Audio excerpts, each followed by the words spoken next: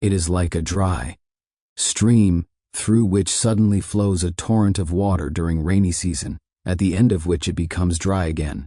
When water flows through this stream, along with it are flown flowers, twigs, leaves, thorns, dirt, rags, and what not.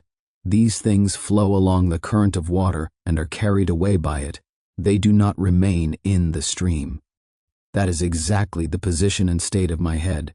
As the thoughts from you enter this empty head and are returned to you, sometimes I give out deep, subtle thoughts, sometimes sweet words, or sometimes abuses and intemperate language as it comes to me.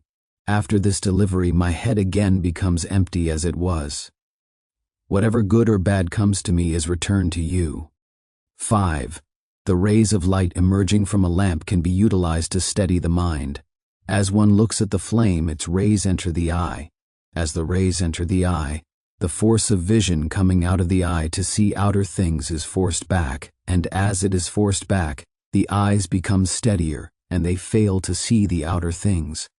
That internal force of vision coming out of the eye to see outer things is really a force to see, to understand various things around oneself, and can be aptly termed as the force or the light or the flame of knowledge. The outer rays from outer objects begin to force back, bit by bit, the inner flame of knowledge to its seat of origin, which is situated about 3 fingers' breadth behind the eyes. As the flame of knowledge is thus forced back by the outer rays to its place of origin, the pupil, and naturally the eye along with it, becomes steady, that is fixed. It is then that the outer flame with its rays reaches and ultimately unites with the inner flame of knowledge, the flame of self, of soul, called Atma Jyoti. Due to the union of these two flames, the mind becomes steady.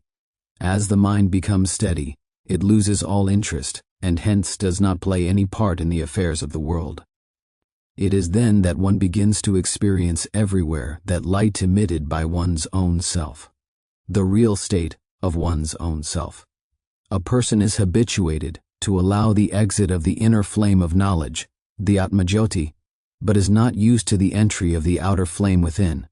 Every outer object is really a flame of knowledge, and it is this flame that attracts the inner flame to come out. Such is the inherent quality of the outer flame. The inner flame thus is lured by the outer, and it succumbs to its attraction and comes out through the eyes. In other words, the outer flame forces the inner flame to come out.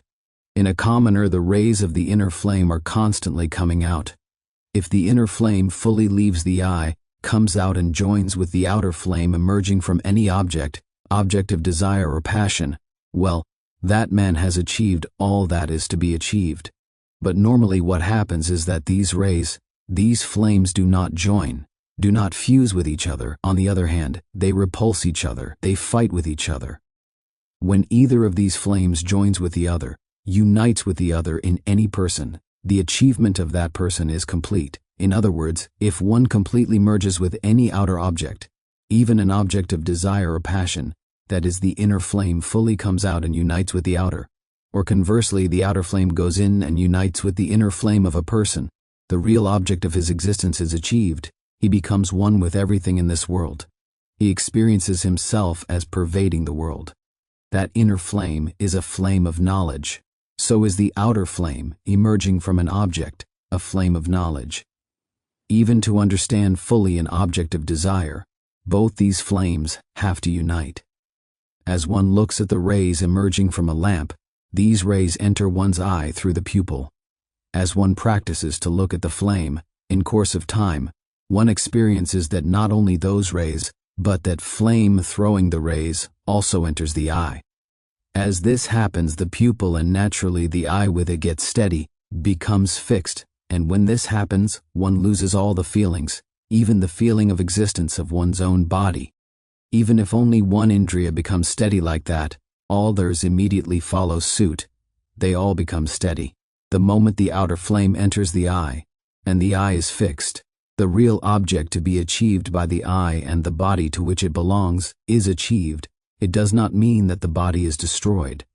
When both the flames are united, that is, the outer and inner have become one, that is, when the dvandva has disappeared, then all the pleasure that is usually derived through the outer object one is now able to enjoy within himself. When the Dvandva thus disappears, the pleasure experienced through the world is experienced entirely within one's own self, without the slightest movement of the body, which becomes fixed, immobile. With the union of the two flames, the outer representing the Prakriti and the inner the soul, the real object for which this gross material body was made available is completely achieved. Once, with the help of both the gross material body and the formless, immaterial original Prakriti, one attains that self-luminous form, what more remains there to be experienced, and with whose help? The whole world then appears to have a luminous form which seems merged in one's own luminous state. What then remains is only pure consciousness. With that only, the pure consciousness, one is now able to enjoy that infinite bliss, the Satchit Ananda. No more help, even that of Prakriti, is necessary to experience it.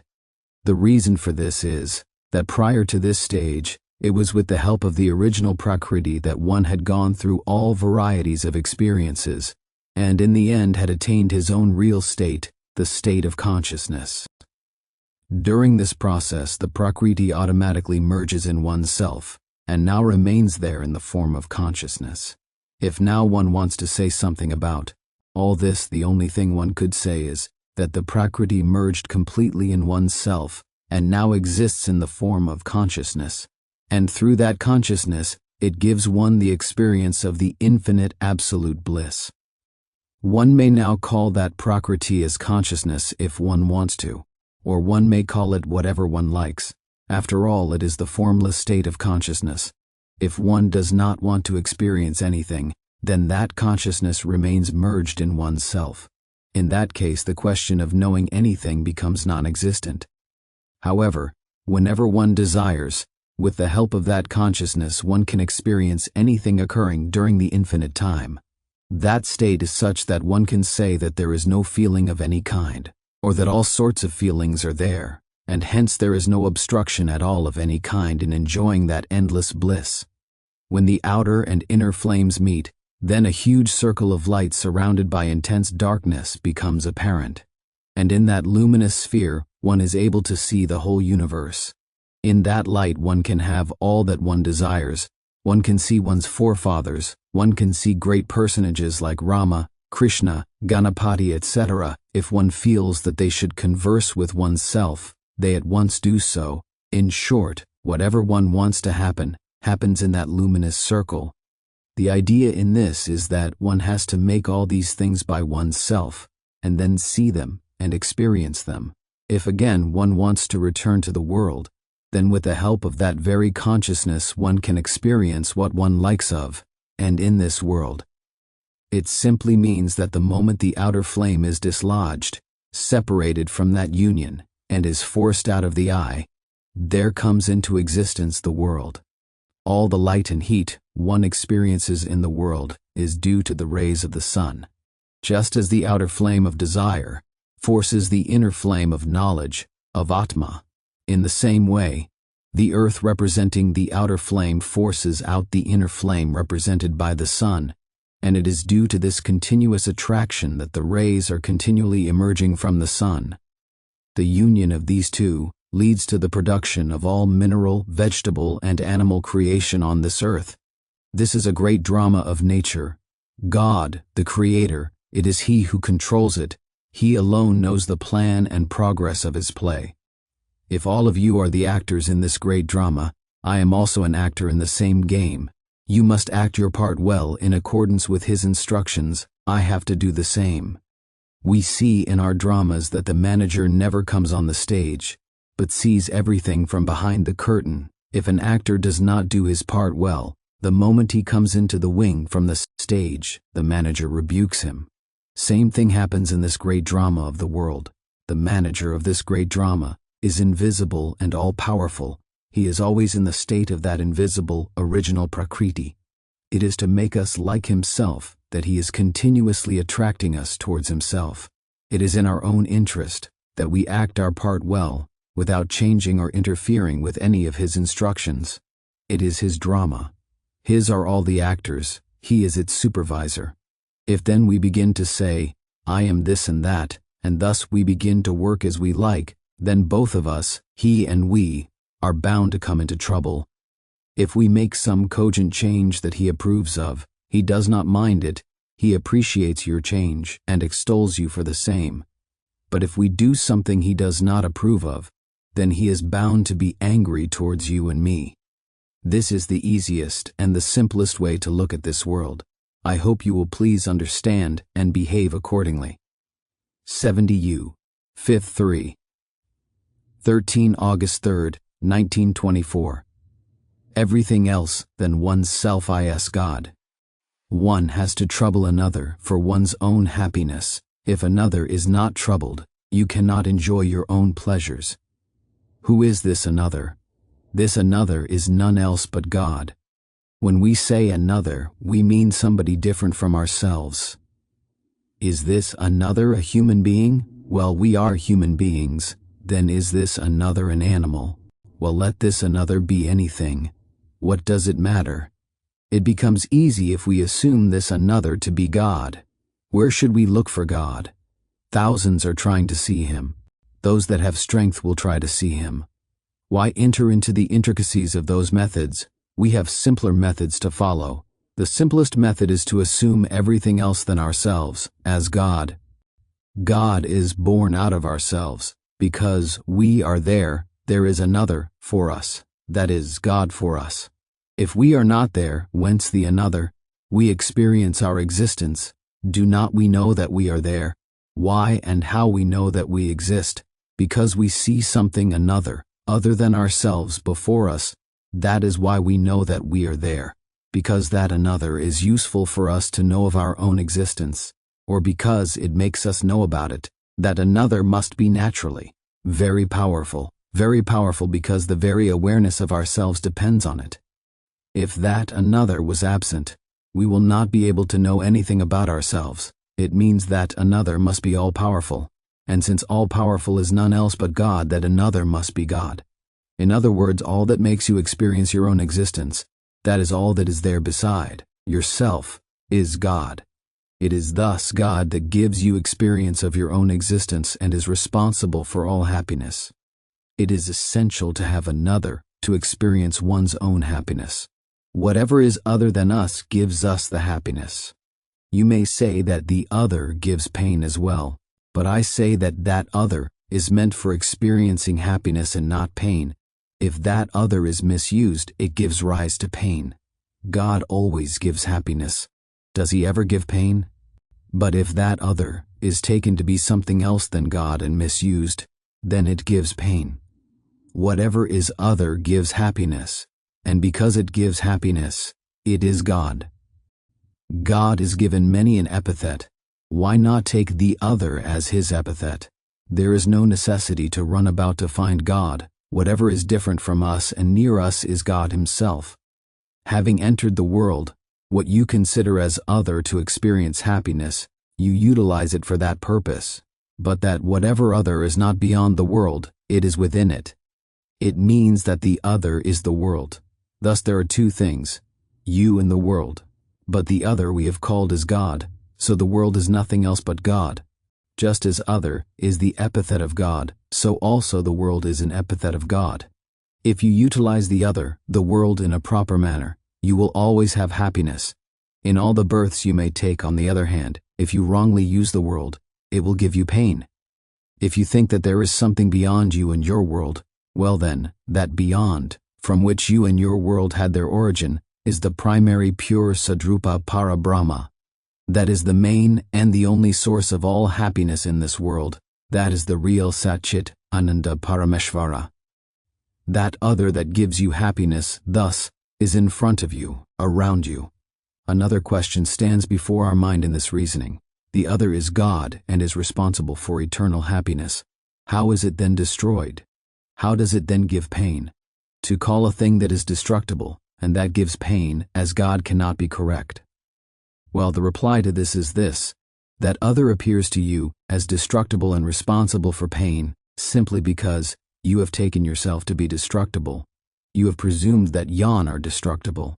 Again, that other is utilized in an improper manner, and that is why you experience that it leads to pain and appears to be destructible. That it appears to be destructible and pain-giver is due to your own misuse, or i.e., due to your own misconception, your own fault.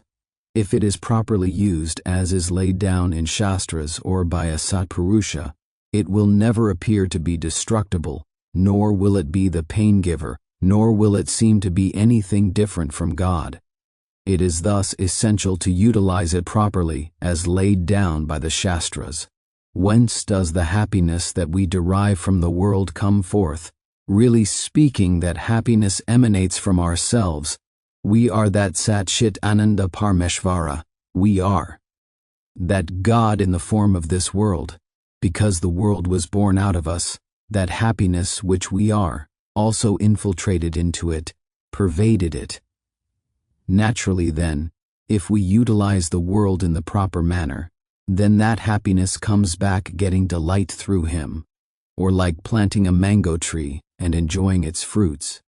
It is we ourselves that exist in the form of this world, in the form of all happiness. Just as sugar is not able to experience its own sweetness, we are not able to experience the happiness that we really are. We are really only the bliss, that is all. But even though we are bliss, we have no use of it, we cannot experience it. It is for the purpose of enjoying that bliss that we become what we are, that we created God in the form of this world, the other, to experience our own state of bliss. In the beginning, Maya evolved from our own self, and from this Maya, the Prakriti that, other than ourselves, came into existence. I have talked a good deal about the of the Prakriti, and I would not repeat it now. A son is born of parents with all their qualities. A son is the transformation in another transformed form of the parents. In the same way, the whole animate and inanimate creation is the transformation in another form of Satchitananda. In other words, the whole creation resembles a son. That is why we call that Satchitananda God as father and mother. Like the son, the world possesses all the qualities of God. Let us see how. The world exists, therefore it has the quality of Sat, because it is conscious of its state.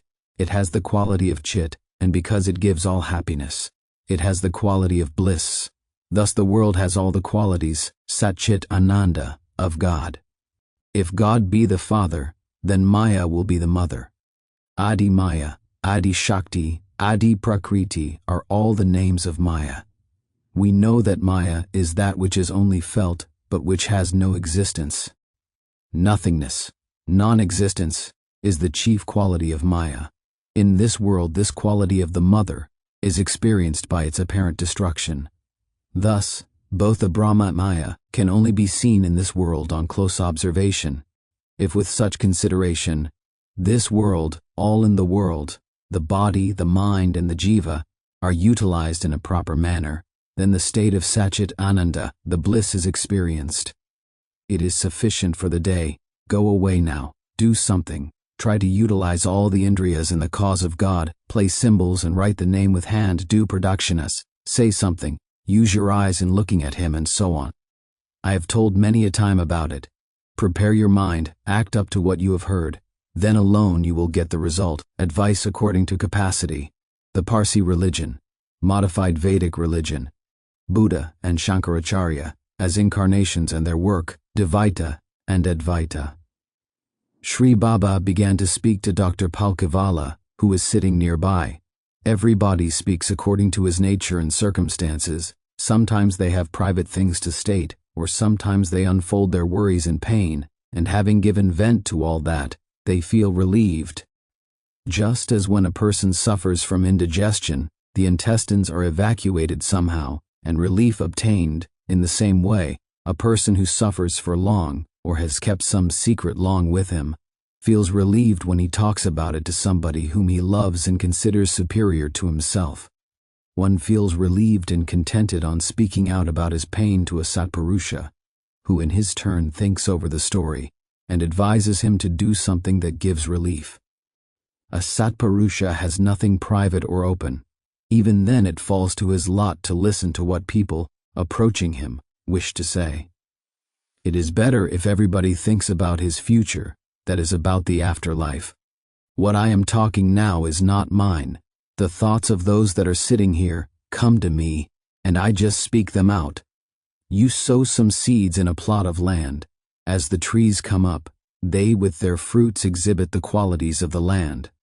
Some plots are good and some bad. On a good fertile piece of land, good and high-class trees are grown. Ordinary land is utilized for growing food grains. Barren land does not help any growth. From a rocky piece of land, stones are quarried for various purposes, while from sandy or soft rocky land murum is quarried, for making floors in the houses. Thus fertile land is utilized for purposes of growing food material, while other land is utilized for building purposes. Fertile or otherwise, every land has its use, and its use depends on the user. A man who knows how to make use of things can make use of both types of land, fertile and barren. Same is the case with a Satpurusha. To him a virtuous man or a sinner is just the same. He can make use of both, derive benefit out of them, and give that benefit to them and all their dependents and associates. A good user of things utilizes all dirt and dross, thrown away to make useful manure. Thus both the good and bad things are useful. Their use depends on the user. We have a saying Yojaka Tatra Durlabha, meaning, a proper utilizer is rare. Proper use of all good and bad things depends on an intelligent utilizer. The line of thought in my talk depends on those around me. At this juncture he turned towards Dr. Palkivala and said, "You are a highly qualified man. You have been bestowed with the grace of Jarathosta Maharaja, and that is why good thoughts are seen to escape my lips. If the forefathers have performed sat karmas, good men are seen to take birth in those families. If one is bestowed with the grace of a Mahatma, one should not wrongly utilize that grace. Punya always leads to happiness, but it will do so if it is utilized in the right way. Otherwise, even though it is punya, it will lead to adverse results. You can compare it with money. Money well utilized will lead to happy results, and wrongly utilized to adverse results. Thus, everything depends on the utilizer. You may ask as to how punya can lead to adverse result. Well, as a result of punya, you do get pleasures, but if you become proud of those pleasures and in that pride you behave in a wrong way, that is bound to lead to adverse results. We enjoy as a result of the punya of our forefathers. If we continue to accumulate punya in the same way, it would keep our descendants in a happy state for a long time to come. Correct use of punya can lead one to God in a happy manner. Parameshvara, as it is without any form, and hence he has no means of enjoying himself, his bliss. That is why he created all this creation, including the human form. He then says to the human being, if you go on creating punya and enjoying happiness, then through you I shall be able to enjoy that happiness. And if I go on getting happiness that way, I shall go on keeping your descendants always happy. If you utilize your punya in the right way, that will keep you happy. That happiness will be able to reach me, and in return I shall give it back to you manifold times. If our wife and children make us happy, we become attached to them. In the same way, when God gets happiness through us, He becomes attached to us. It is very beneficial thus to utilize the money in the right way. It should never be utilized for vicious purposes, such as for eating meat, drinking, etc. Money utilized for vicious purposes exhausts the stock of punya, and the happiness thereof does not reach God, nor the individual and his family remain happy. To remain happy here and beyond, one should learn from the Shastras or from some man whom one trusts and who has learned how to perform the appropriate satkarmas, and how to utilize the punya accruing from them, and then behave accordingly. Your category, meaning your religion, is a highly developed one. Jarathosta Maharaja has given your religious system a very good form, but the principal religion is only one. It constitutes a dialectical whole of opposite ideas. That is why it got split up into two. The example of water explains this better. Due to cold, water condenses to form ice and snow. Water is the main factor and not the ice and snow. Even though water and ice are one, they give you the appearance and mixture of two different entities. In the same way, the principal religion is only one, but it gives the appearance of two different entities, like the water and the ice. The first, the principal religion, is the Vedic religion, which developed into two different forms, giving rise to two systems, a pair, a Dvaita, of religious systems. Each of this pair of the original one began to develop and grow, and subsequently got factioned into branches and sub-branches. When in the end again they joined each other, they gave rise to yet a third mixed system, which, though appearing to be a new and independent one, is nothing else but the result of original dialectical state, thus exists. There comes about, the first the original mixed state, then its two parts, independent of each other, come into being. Then again occurs the mixture of the two, the former, the original, and the latter, the offshoot. Both are mixtures, both are in essence the same, the only difference being that the first mixture was original, and the latter made by joining its two evolved component parts. Originally, it was one, the primary Advaita. It split up into two, the Dvaita. The two again joined to form one, the Advaita. The first and the last Advaita are the same. The original being only one could not see, could not experience, enjoy itself. Then it split up into two, and later again got integrated into one. This latter integration could now experience itself, since it is formed by a combination of the two. The original mixture was without self-experience, while the latter could have it. To experience itself, the original Advaita had to split up into two. Through it two forms it experienced its original state of Advaita. By molding them together, it is this experience that was full of bliss.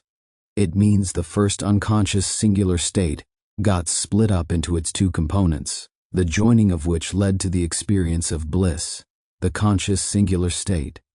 Think of a circle. You start at a point, the original unconscious formless state, then you divide and diverge to the maximum, and thereafter begin to converge, till again you meet into one, the blissful, self-conscious state of one. These four states are thus naturally experienced to be all the same, the variations of the one in the end. In that blissful experience, all these four form parts of the same circle. All these four led to the formation of a figure of a circle. The formless, the point-like original Advaita, has thus moved and got turned into a form of the circle. It is due to this form that it was able to join in the end to enjoy that bliss, to have self-experience, self-realization. The original Advaita, to experience its blissful state, has to assume a form to do so. Zarathustra Maharaja joined the two systems to form a mixed state. It is this latter mixed state that he fixed up as your religious system. Whosoever follows this system gets the experience of the original Advaita, the original single state, and as such he gets beyond the circle of births and deaths. You should bear in mind that there was only one religious system, the Vedic system. This got split up into two, the Vedic and the Yavani systems. Both these developed to their maximum. Zarathustra Maharaja joined them into one mixed state. That is, your religious system is the admixture of both the Vedic and Yavani systems. This was done by him to have an experience of the original single state. Naturally, whosoever follows this system will ultimately experience the original single state. When thus the two Advaita states are experienced together, then one is able to attain that formless state, the beginning of all. It is on this principle that your system of religion was initiated. However, when it was inaugurated, the circumstances were such that some deficiencies remained in it. It would not be fair to expose them, as such an action will be ill understood by the commoner. This system, inaugurated then, was obviously meant for that particular time only, and as such today it may not enable you to attain godhood. Your Paigambara means an incarnation of God, an avatara. In these present times, the Kali Yuga, the world is in charge of Buddha incarnation, which occurred at that time to meet the requirements of that particular time and circumstances. If the state due to which this incarnation occurred would have continued after its function was over, it would have only caused utter confusion. To save the world from such utter confusion, the incarnation of Shankaracharya occurred, and that refashioned the form of Buddha incarnation. After all, Buddha incarnation being an incarnation for the period of Kali Yuga, It could not be fully annihilated, but the circumstances occasioning it would have led to utter chaos, and therefore its form was changed. This altered form of Buddha incarnation was named Panduranga, or Vitoba. The incarnation of Shankaracharya saved the world from utter confusion. In the same way, your Paigambara established a system suitable for that particular time only. Another incarnation should ha occurred to alter the form of that Paigambara.